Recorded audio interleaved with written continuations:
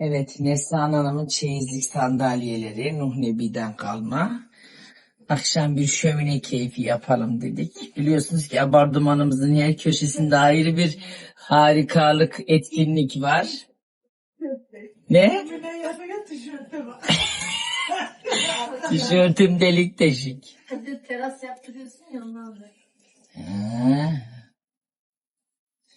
Gidi Neslihan Hanım 99 senesinde gelin olmuş geldiğiniz o güzelim kesilim sandalyeler. Ya babasının evinde görmüşüz böyle kaliteli sandalye. Bu arada esnaftan kaliteli kız zor kızdı. Ay düştü. Ne sanırım? Ne teyze? Yanayım, ateşlerde yanayım, o kırmızı dudağından bir öpücük alayım. Sarayım, kollarına sarayım, sen iste yeter ki senin kulun kölem olayım.